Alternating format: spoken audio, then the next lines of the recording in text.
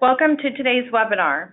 The practical use of USP as a primary resource in compounded formulations is presented by Kim Kiefer, Director of Corporate Relations for Empower Pharmacy. Kimberly Kiefer is a graduate of the University of South Florida and began her career in compounding pharmacy as the operations manager for a compounding pharmacy in Tampa, Florida. Ms. Kiefer has been providing consultancy to pharmacists and pharmacy technicians on formulation, physical chemistry, application, clinical data, quality, and regulatory for more than 14 years and has been part of the compounding industry for almost 20. In addition, Ms. Kiefer has supported the compounding industry through new product R&D, design and direction of analytical studies, and the development of quality education. We also have Vince Bobbin, ARL Laboratory Director, and Brian Kelly, ARL Director of Business Development, online to assist in answering questions after the session. This webinar is accredited through ACPE and is worth 1 CE credit hour. There is an evaluation and questionnaire link on the presentation handout. This handout is found on the lower portion of the GoToWebinar toolbox under Handouts. CE credit is applied following completion of the questionnaire and evaluation. For those unable to attend the webinar live today, we are recording this session and will include the recording and evaluation link in a follow-up email.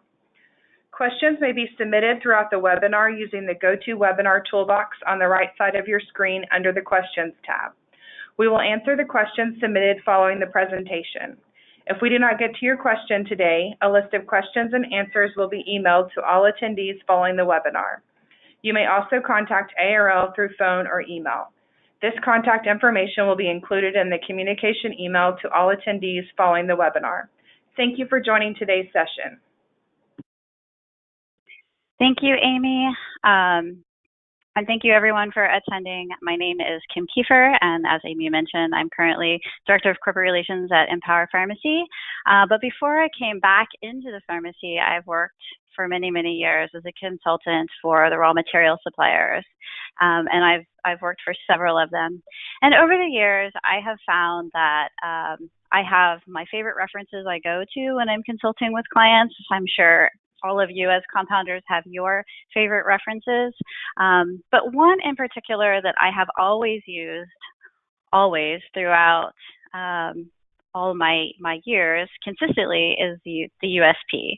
I think a lot of you probably may have had a USP sitting on the shelf, maybe in a book form, maybe you have it still, and now I hope if you do have it, that you have it online, because they have a lovely online access portal that you can go through and query and look at all the general chapters and the monographs, etc.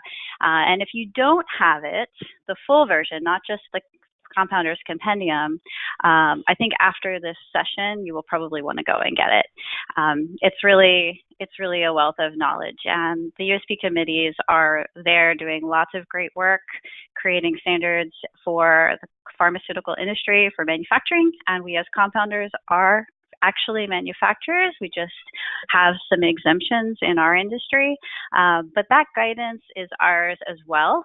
We have, of course, our general chapters for 795 for non-sterile and 797 for sterile, but all of the chapters in the USP can be used and applied to what we do. Let's talk more about that. For the purpose of this discussion, I'm going to focus on the monographs, because there's a few different kinds of monographs in the USP, and I want to highlight what kind of information those give us when we're working on a new formulation or calculating a new raw material that comes to us.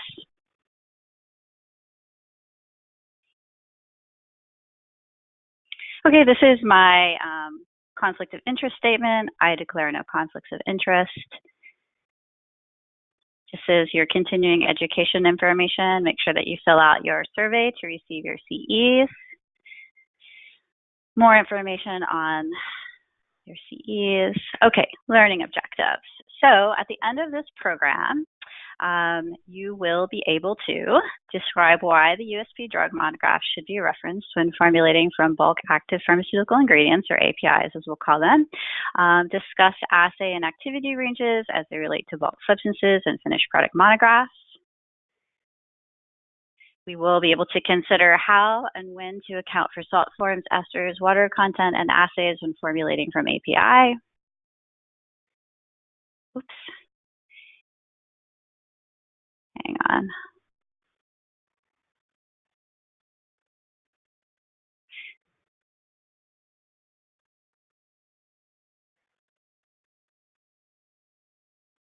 Sorry about this.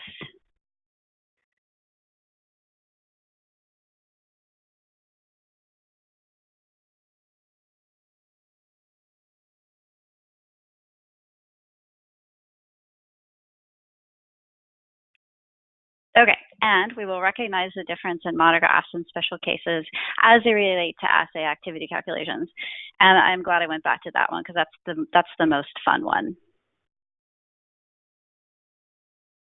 All right, so USP, United States Pharmacopeia. We all know it. I hope we all read it. I hope we all appreciate the guidance that they give us. But their mission, of course, is to improve global health through public standards and related programs that help ensure the quality, safety, and benefits of medicines and foods, okay? And they are, of course, 100% guidance for industry and the pharmaceutical manufacturing, but remember, they are also deeply committed to standards for compounding and have been. And as I mentioned earlier, we should consider ourselves manufacturers to a certain extent, with exceptions. USP offers guidelines and standards for industry, manufacturing, compounding, as I mentioned, describe procedures, requirements for compounding. The intent is to protect patients and pharmacists. USP can be adopted by state boards of pharmacy as standards into their regulations, and we see in a lot of states they just adopt it by reference. Others will adopt bits and pieces. They're not required to, but many do. Not all states have adopted USP 797, for instance. I don't know the exact number, but it's not 50 or 51. And there are other states, like, for instance, California, who recently implemented USP 800, but only certain aspects. So we see that as well. Drugs with USP NF monographs must comply with the standards for identity, strength, quality, purity set forth in the monographs. So that's a big one for this discussion. And by that, setting forth those specifications, they sit and write, okay, for this drug, we are going to set these parameters to make it safe and effective for compounding and manufacturing. Okay, so general chapters. So we have a wealth of information in the USP. So aside from monographs and aside from USP 795 and 797, we have all of these other chapters. And these chapters give us all sorts of information. Things above 1,000 can be used as regulation, and then things above are considered best practice. So if you look in chapter 795, in probably the second or third paragraph, it talks about other chapters within the USP that you should be aware of and use in your practice. And so these are these chapters here: pharmaceutical dosage forms, calculations, quality assurance in the compounding pharmacy, balance, calibration, volumetric apparatus, written prescription drug information guidelines, water for pharmaceutical purposes, packaging and storage requirements, and labeling. Labeling, of course, is above 1,000. And guess what? That labeling that Chapter 795 is telling pharmacists that they need to be aware of is the same labeling guidelines used by industry. And recently, probably about 2 months ago, there was a MedWatch letter that FDA posted regarding some compounded drugs that were labeled non-compliant with Chapter 7, which is kind of the standard for industry at this point. They weren't wrong necessarily, but they weren't labeled in the way that manufactured products are typically labeled. And so it caused some confusion amongst the providers that were administering the medication and some potential errors. And these were not 503A facilities. These were 503B facilities specifically that they were calling out, but they listed the name of the pharmacy and actually pictures of the labeling.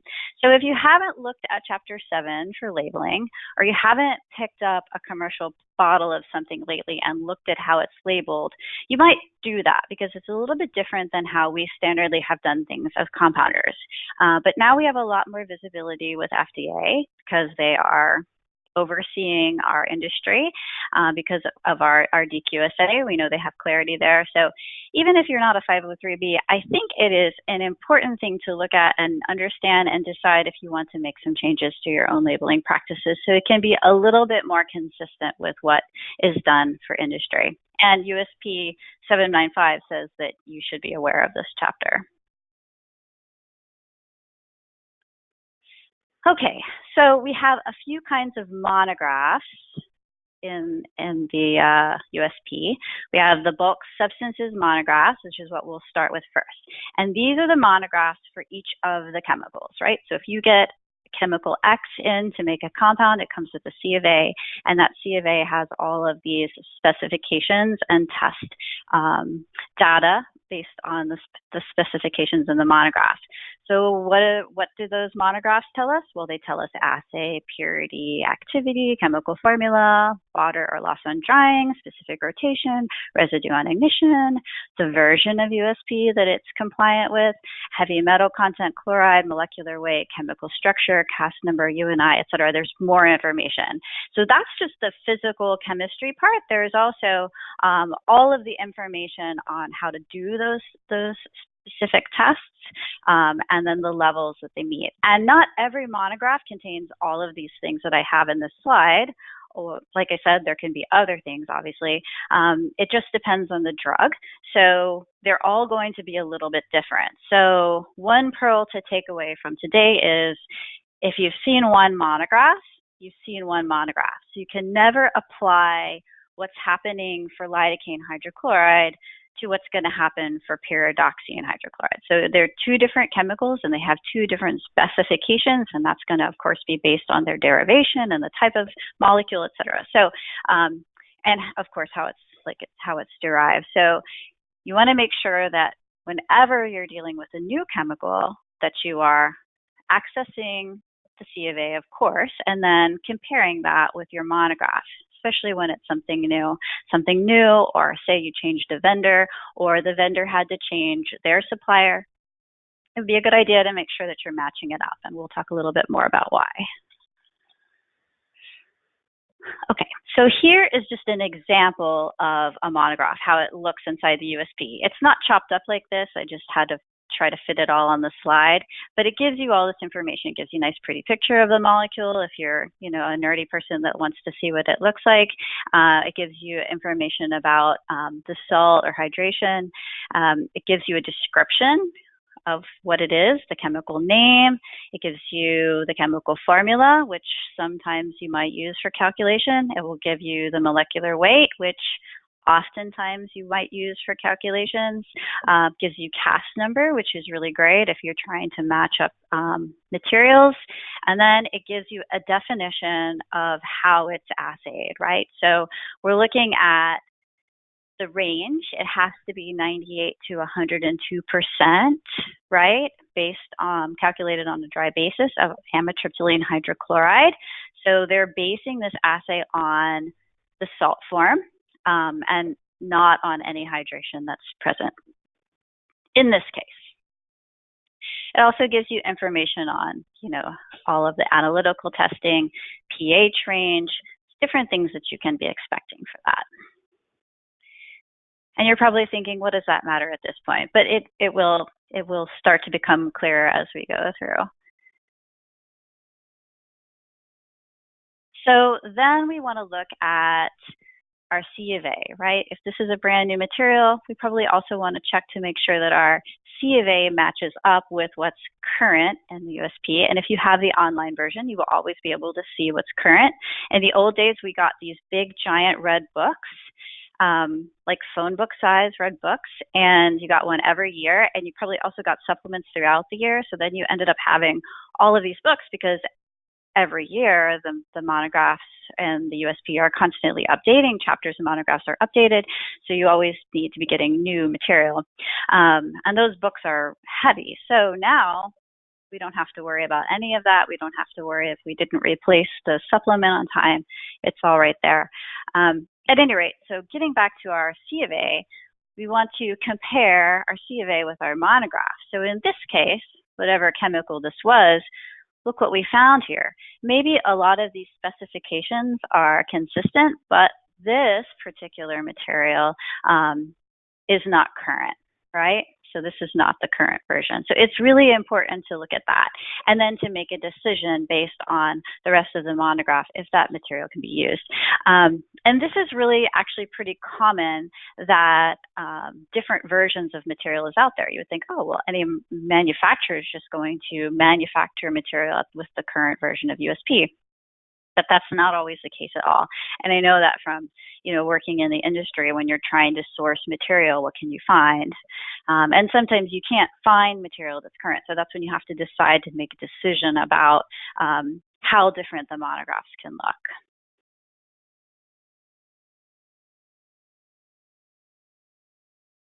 Okay, so what's in your bottle when you get it? So when you receive your material, you receive this nice pretty bottle and it has this white powder inside. What's actually in there? Well, it's the active ingredient, right? In this case, we'll say it's folic acid. And that folic acid also contains probably some little bits of moisture, maybe some trace elements from the derivation process, maybe a little bit of heavy metal content. If it was a salt, so it's going to have that additional molecular part, and all of these things. So when you get it, it's not necessarily a one-to-one deal. You can't just say, well, I have this material and my formula calls for 10 grams, so I'm just going to dish out 10 grams. You have to look and see what are the specifications in there, what's going to push you out of a final acceptance range. Because under USP 795 and 797, we are not required to do potency testing in all cases. I think a lot of times we will, but we're not required. So we have to have in-process checks as we go to make sure that what we want at the end of our formulation process is what we get. And so the best way to do that is to know exactly what you are putting into your formulation. And as we will see in many instances to come, your chemicals are not going to come to you as 100%. So you have to make some calculations to account for that so that you can get as close as possible to your acceptance range. I think we all have it in our mind that our acceptance range for our finished product is 90 to 110%. I think that's a good default, and we have a lot of cases where that is applicable. However, USP gives us more monographs to help us decide what those acceptance ranges are, and we'll get to that in just a second. So defining what's in the bottle, we already know we're looking at assay. This is our quantitative or qualitative test of the substance to determine its components, its purity, the degree to which the substance is undiluted or unmixed with extraneous materials. So that could be your trace elements, your water, other solvents, etc. And then potency units. So some substances cannot be completely characterized by chemical and physical means, and it may be necessary to express them as activity or biological units or potency. So that's your vitamins, your enzymes, your proteins, your antibiotics. But again, we can calculate those just as easily. There's also water determination. This is a big one, and loss on drying. So these are a similar calculation again, but we need to make sure we take those off because in some cases there's a lot of water or there's a lot of extractables that are coming off in loss on drying. And oftentimes, more often than not, when you get your material, your dry material, it's in its whatever hydrated form. So if this material compendally can contain 10% water, when you get it, it'll have 10%. But when they assay it to report back to you on the C of A, what the activity is, they've driven off the water first. Or if it's loss on drying, they've driven that off first. So what you're getting is material, you're getting an assay of the material minus that water, but when you get it, it still contains it. So you have to make sure to calculate that off.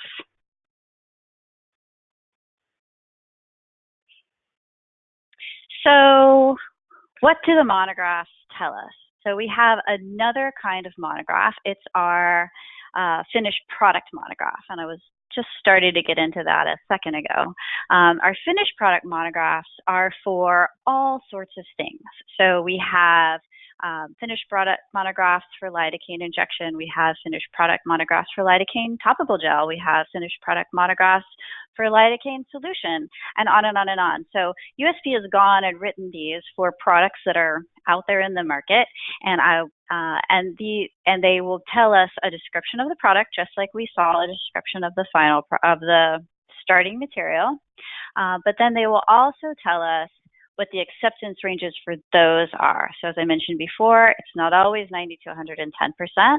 It can be something else. And so that also factors into how closely we need to make sure our calculations are when we're accounting for water and loss and drying and esters and salts, etc. So our finished product monographs tell us, again, definition, assay acceptance range, what the label amount is based on. So maybe it's lidocaine hydrochloride injectable solution. Is that based on the hydrochloride, or is that based on just the lidocaine base?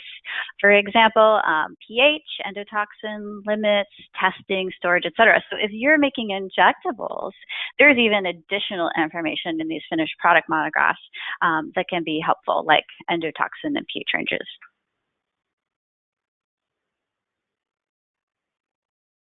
Okay, so here is just an example of a finished product monograph. We'll use lidocaine. I love lidocaine because it has probably 10 finished product monographs in addition to its bulk substance monograph. But as you can see here, as mentioned in the slide previous, we get a nice definition of what it is. It's a injection solution that is sterile. It gives us information about buffering, and it tells us the acceptance range. So we have 95 to 105% for this one. So if you are making lidocaine hydrochloride solution in your pharmacy, your acceptance range should be this, because the monographs supersede the chapters, and this should be your acceptance range. Right, so if you're sending it out for potency studies and it's coming back at 92%, but you're like, oh, but I'm within my 10, really, this is what you should be using as your monograph.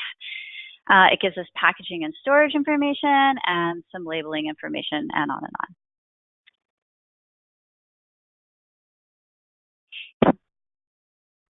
So here are just a few of the finished product monographs. There are many, many more than this, but I wanted to give you just an overview of examples. And I think if you look through this list really quickly, you'll probably pick out something that you have compounded or had to compound. So whenever you're formulating something new, you get a new formulation request, you can go into the USP, and not only can you look at what to do with the molecule, you can look at what to do with the final product. So these finished product monographs don't give us formulation information, like in terms of this particular chemical and this particular antioxidant, and with values and proportions, but they do give you some general information on how to test it. And like I said, there's often other information like endotoxin labeling and things of that nature.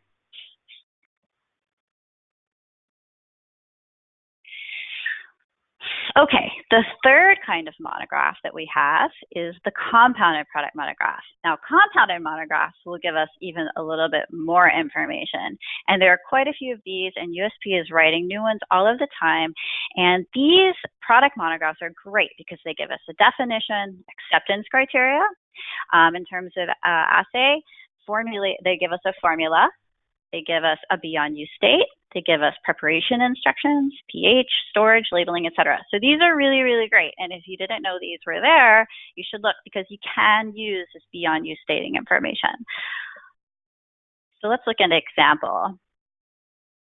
So here's one. This is buprenorphine buccal solution. And as you can see, we have a nice definition here. It gives us our acceptance range, 90 to 110% in this case. And then it gives us our formula with proportions. And like I said, I've kind of chopped these up and put them all just to get them on the slide, but all the proportions for all of the different ingredients are here. And it also gives us instructions for how to prepare it. And it gives us a pH range. So if we're doing some process checking during the formulation, and then our beyond use date of 90 days. So there's a lot of those in there. And whenever you can use these, you should always consider looking. So with these three things in mind, right, when we go to do our formulation, we should be able to answer a lot of our math questions for how we calculate formulations. And here are some examples of compounded products monographs. And like I said, with the other side, this is not all of them. This is just sort of an example that we've got oral solutions, topical gels, vaginal inserts, injections, ophthalmic solutions. So it's a wide variety of things. So again, when you get a new formulation, a really great place to look for the formula is right here in USP. This is another kind of monograph that I wanted to talk about. There's only three, but I kind of feel like this is the fourth-ish, and this is compounding bases monographs. So these do not give us beyond use date information necessarily, but they are formulas for vehicles that we use. And if you've been around in the industry as long as I have, you probably had a call for something called white ointment or something called zinc oxide paste. So a lot of the, and the formulations are there, and there's actually a bunch of them, and here are just some examples of these.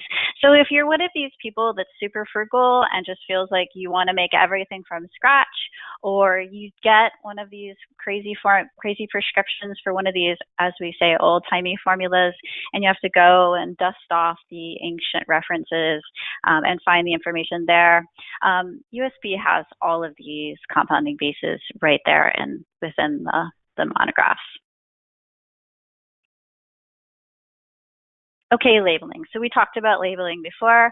I just want to go over it again because I think it's really important that as an industry we start to realize that this is something that we comply with, just so that we can avoid medication errors and just sort of get on board with the paradigm shift that we are in fact part of the manufacturing family, and these things do apply. So the strength of a drug product is expressed on the container label in terms of micrograms, milligrams, or percentage of the therapeutically active moiety of the drug substance, okay, whichever form is used in the title, unless otherwise indicated in individual monograph. Both active moiety and drug substance names and their equivalent amounts are then provided on the container label in the labeling. And if you go into the chapter, it gives you specific examples of how that looks. So this is just another reminder that labeling is something that we need to be aware of. So the labeling should clearly state the specific salt form of the active moiety that is present in the product or the preparation, because this information may be useful to the practitioner and the patient. The names and strength of both the active moiety and the specific salt forms are provided on the label. So here's an example of, if you're making sildenafil oral solution, or oral suspension rather, this is how your label should look. And there are other specific information. There are other specific labeling examples for injectables and other dosage forms, but this one I thought was applicable for us. Okay, so now we have the formulation has come in. We have a new material from a new supplier, and we need to think about how we're going to do our calculations. So some things to think about. What is the assay of the particular lot? Is there a specific level of hydration or absorbance or loss on drying in this particular material? Does the compounded product need to be calculated as the base chemical or the salt, ester, etc.? And how do we determine that? Which you probably already know from the discussion we've had so far, but let's check out some examples. So hydrates, I'm actually going to come back to this one when we do the hydrate section. So let's save that one. Okay, so let's talk about the math. So we need to do math in order to figure out how much of our drug substance that comes in our bite bottle will go into our formula ultimately. So we know that there are salt forms and esters and water and loss and drawing and all of these things we have to account for. I think probably everybody knows this, and how do we go about looking at that? So we have this equation. We want to remove the water first, correct for assay, and then correct for salt and base if needed. So all of these are if needed, and we'll only know when we look at the monograph. And this is just one way to do it. You can do it also using the inverse. It's just up to you, whichever way you find easiest. So let's just look at accounting for assay and water. So I love this example, levothyroxine sodium, simply because this one is given in such a small dose, narrow therapeutic index. It's one of these drugs that everybody has issues with. You know, somebody calls you on the phone, say, in my old days of consulting, I need to make this. What do I need to do? Well, you have to make an aliquot or a triturate, and then like the phone goes dead because nobody wants to hear about that. But I think now more and more suppliers are offering these things already aliquoted for you, but it still doesn't make it any less difficult. So we still need to think about how we're going to calculate it. And I think it's a really great example because it has so much water. It can potentially have up to 11% water, and it is calculated on a dry basis. Also, it is calculated levothyroxine sodium. So what this 97 to 103% represents is how much levothyroxine sodium is in the formula and not how much levothyroxine, right? And we need to determine how it's given. Is it given as levothyroxine or is it given as the sodium? It can go either way. And so how do we figure that out? Well, we can look at the finished product monograph. So in our finished product monograph for levothyroxine sodium tablets, because this exists in the USP for us, we can see that it contains 95 to 105% of the labeled amount of levothyroxine sodium. So in this case, we are giving this as the salt form. So we're not removing the salt form from what we dose. We're going to leave it on. And here's just a calculation example. This is just an example, theoretical. So the assay was 98.5% and the water was 10%, right? So if we do our purity calculation where we account for the assay and we account for the water, we're already at a bulk material that's only 88.65% active, right? So if that's the case and we make it one-to-one, we're going to be outside of our acceptable range of 95 to 105%. And that's what you should be shooting for your final product.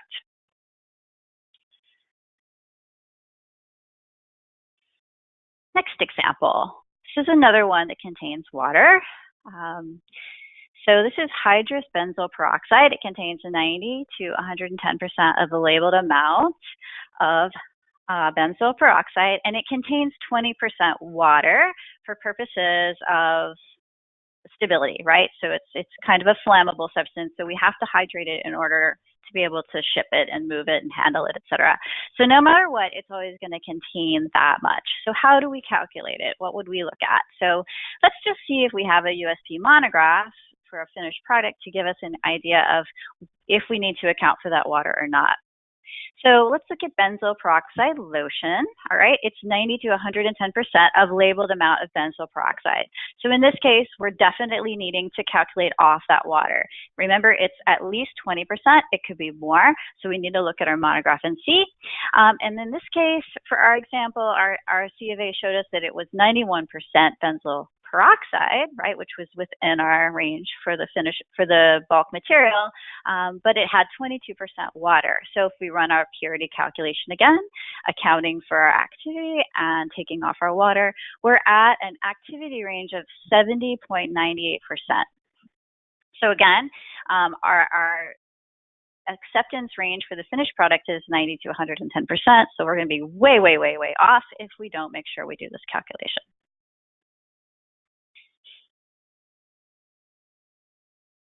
Hydrates. So let's go back to hydrates.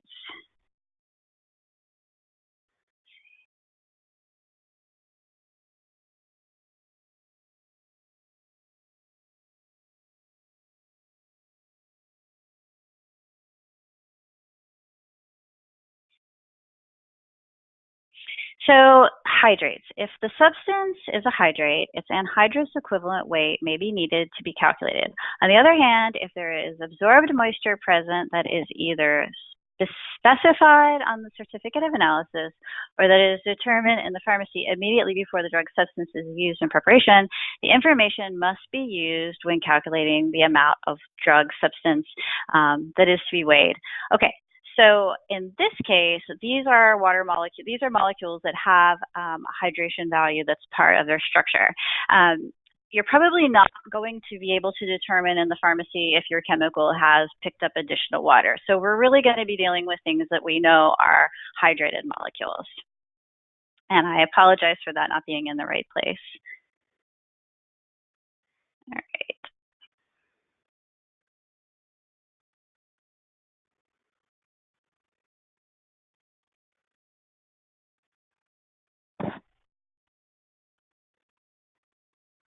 Okay, so here's an example of a hydrate, atropine sulfate. So we've probably all compounded with this before. So atropine sulfate is a hydrated molecule, right?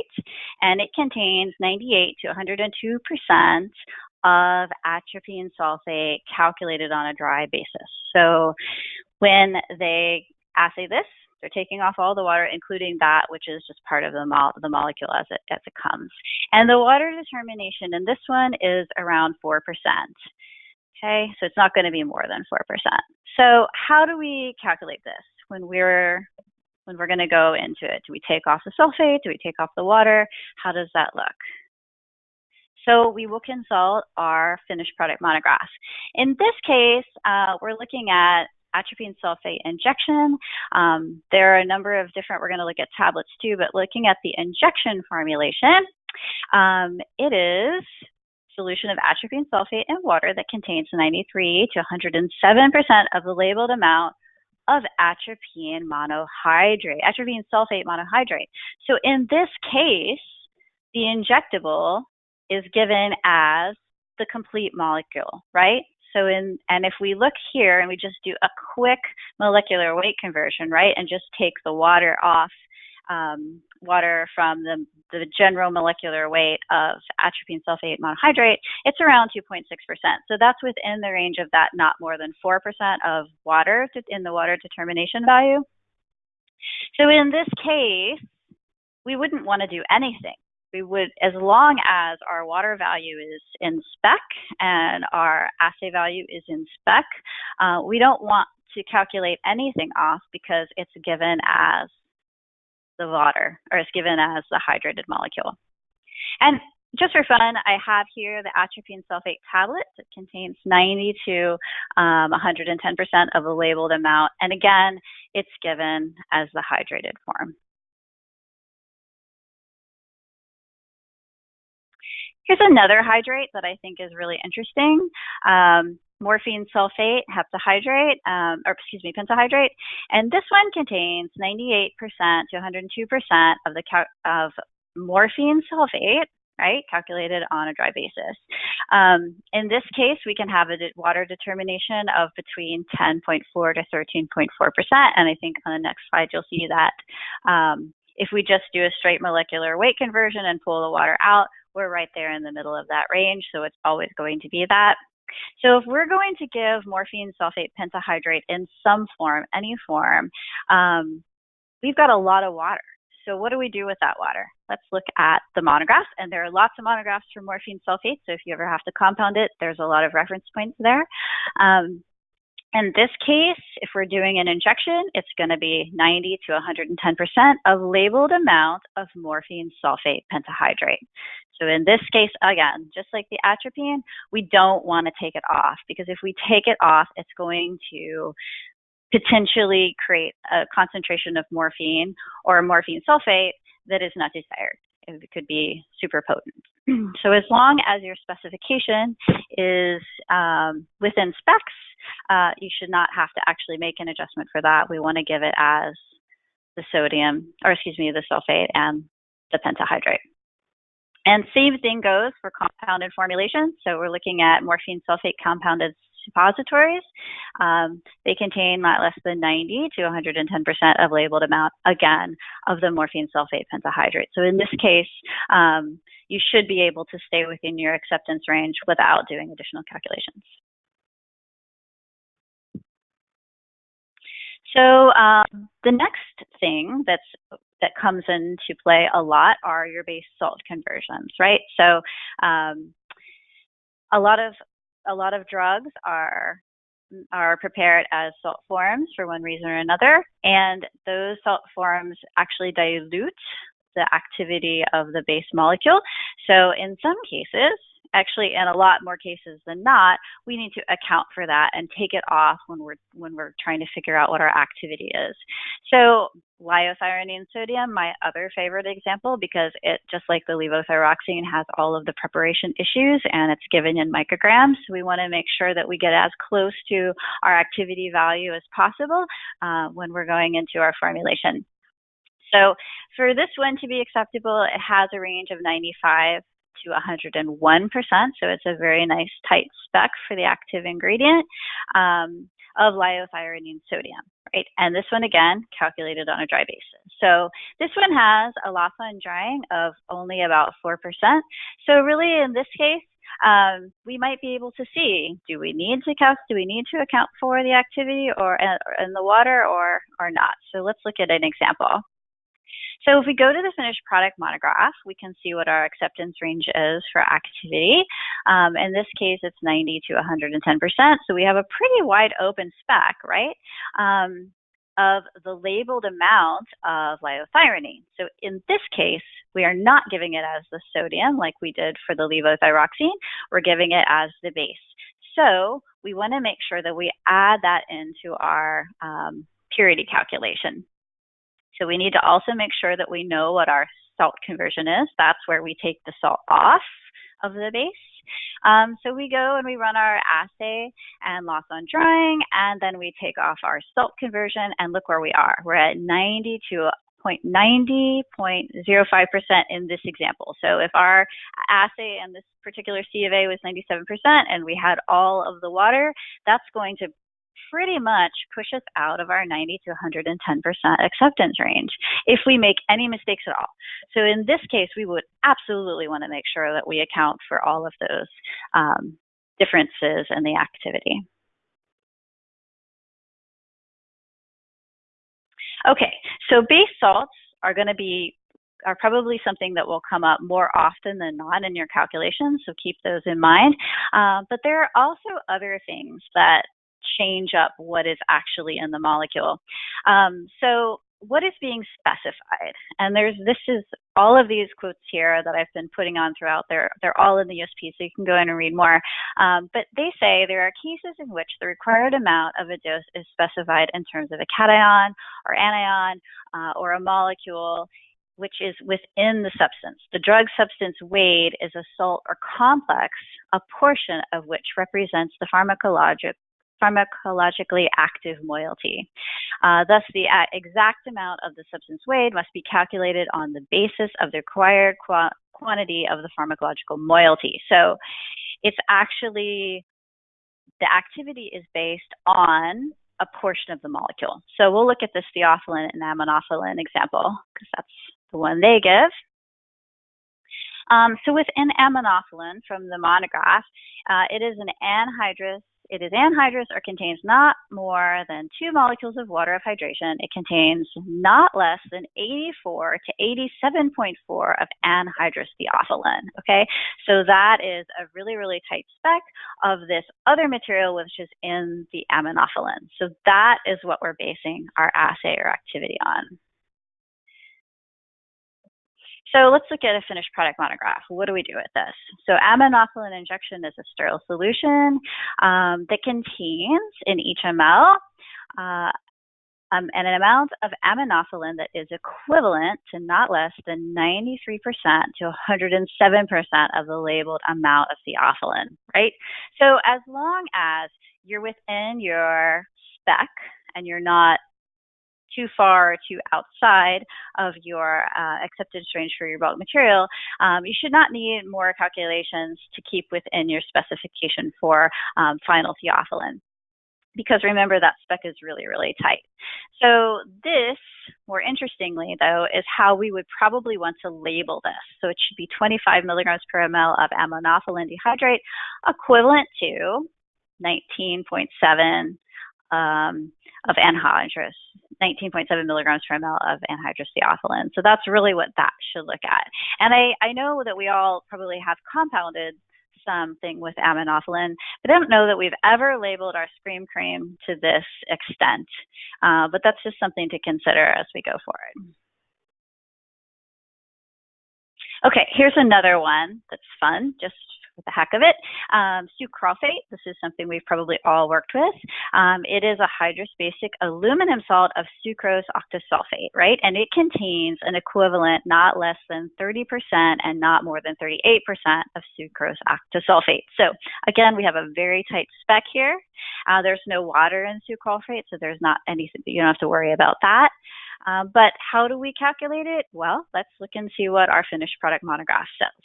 So we have tablets, and in this case, we have a nice wide spec of 90 to 110%, and it needs to correspond with not less than 30.6 and not more than 37.4% of sucrose octasulfate. So it would have to be really, really far outside of the acceptance range for the bulk material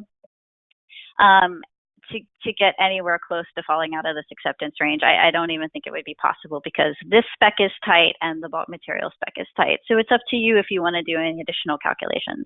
But I think in the case of this and the last, you can make a determination. And in fact, you can always make a determination. You can look at the C of A, you can decide, okay, this is the activity, this is the water content, loss on drying, etc., and then make a determination. Do I really need to calculate for this or do I not? And I think in some cases, like estradiol, for instance, very tight acceptance range, almost no water, there's really not a huge need to do the calculation, but you have to make that decision per ingredient as you go.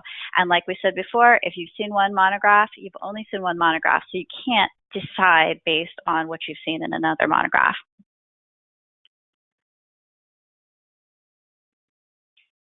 Okay, so a little quiz. Which of the following can be found in the USP API monographs? Assay, loss on drying, chloride content, heavy metal content, chemical formula, or all of the above? And nobody can answer me, so I think we all know all of the above. All of those things are there. And as you start to look at the monographs more and more, you will find questions will come up and you'll say, that information is in the monographs. And I can tell you in my own personal experience that I have needed to research the monographs for all of these reasons. Questions have come up. All right, true or false? All API monographs have the same specifications. Like I just said, if you've seen one monograph, you've seen one monograph. So this is false. They're all different, they're all unique, and they all need to be researched on a per product basis. Okay, true or false? Water or moisture content must always be calculated off when formulating a compounded preparation. Well, that would be false because, again, each monograph is unique, each finished product monograph is unique, and those both need to be referenced when you're making decisions about how you move forward with your calculations.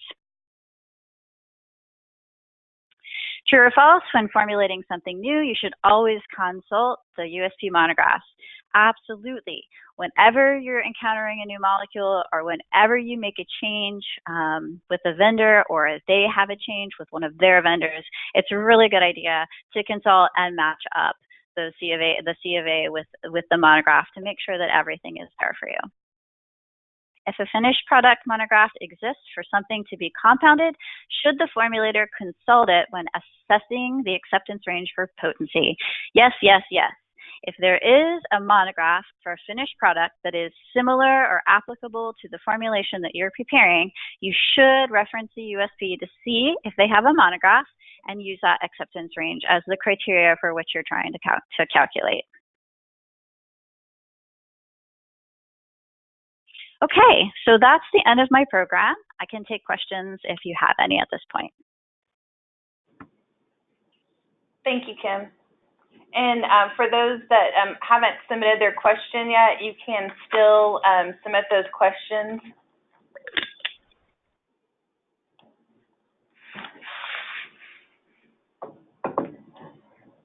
Okay, we'll look through here as those come in.